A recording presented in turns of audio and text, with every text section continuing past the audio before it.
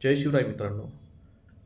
मित्रांनो, मराठा आरक्षण मागणीचा उपोषणाचा आज 4था दिवस आहे आणि आज म्हणजे 1 सप्टेंबर 2025 आजच्या दिवसाचा जर अंदाज घेतला तर असं दिसून येतं की आजच्या दिवशी कोर्टामध्ये बऱ्याचशा सुनावण्या झालेल्या आहेत मराठा आरक्षणाबद्दल.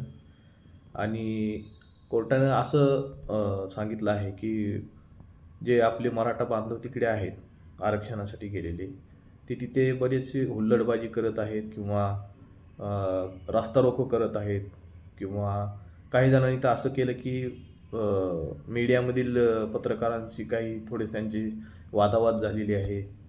काहींचं असं म्हणणं आहे की अ, छत्रपती शिवाजी टर्मिनस मध्ये आपले मराठा बांधव तिथेही हुल्लडबाजी करत आहेत.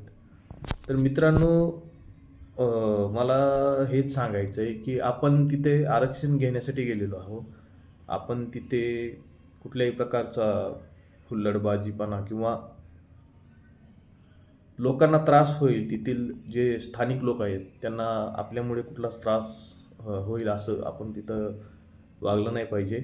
आणि आपले दादा मनोज जरांगे पाटील जे सांगतील, ते जे आपल्याला आदेश देतील, ते जे आपल्याला आव्हान करतील त्या गोष्टी आपण तिथे पाळल्या पाहिजेत. आणि तेथील स्थानिक लोकांना, प्रशासनाला कुठला त्रास होईल असं आपण तिथे वागलं नाही पाहिजे. आणि आजच्या दिवसाचा माननीय उच्च न्यायालयाचा जो आदेश, सरकारला त्यांनी जो आदेश दिलेला आहे की जे अतिरेकचे मराठा आंदोलक तिथे आलेले आहेत त्यांना मुंबईच्या बाहेर काढा आणि फक्त 5,000 लोकांनाच तिथे तुम्ही आंदोलनाची परवानगी द्या असं ते न्यायालयाने राज्य सरकारला सांगितलेलं आहे. आणि राज्य सरकारला सांगितलेलं आहे की तुम्ही तुमच्या पद्धतीनं त्या लोकांना तिथून बाहेर करा. पण मित्रांनो, आता या आदेशाला आणखीन त्यांनी सुनावणी द्यायचं ठरवलं आहे दुसऱ्या दिवशी, म्हणजे 2 सप्टेंबरला सायंकाळी. तर ह्याच्यावर काहीतरी तोडगा नक्कीच आपले दादा आणि आपले जे वकील मित्र आहेत ते काढतील. ठीक आहे. पण मित्रांनो, आपण हे समजून घेतलं पाहिजे की आपलं आरक्षणाची जी मागणी आहे ती जवळजवळ म्हणजे जवळजवळ 90% मान्य होण्याच्या दिशेनं जात आहे.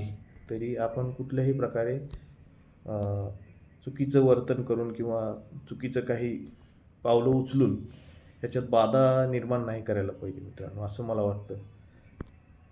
आणि दुसरं मित्रांनो, यामध्ये आणखीन एक गोष्ट निदर्शनास आलेली आहे की आरक्षणाच्या जे ओबीसी लोक जे आहेत आपल्या महाराष्ट्रामध्ये ते जवळपास 30-32% आहेत. आणि आपला भारताच्या संविधानाचा कायदा असं म्हणतो की ओबीसींना फक्त 50%च, म्हणजे त्यांच्या लोकसंख्येच्या फक्त 50%च आरक्षण इथं देता येतं. आणि आत्ता जर पाहिलं तर 30% आरक्षण हे ओबीसींना आहे. जर आता पाहिलं महाराष्ट्रामध्ये त्यांची लोकसंख्या 30 ते 32% आहे आणि त्यांना आरक्षण जे मिळू शकतं ते 16 ते 17%च मिळू शकतं मित्रांनो. त्याच्यापेक्षा जास्त त्यांना आरक्षण देता येत नाही कायद्यानुसार. पण ते लोक आता कमीत कमी 30% आरक्षण ते घेत आहेत.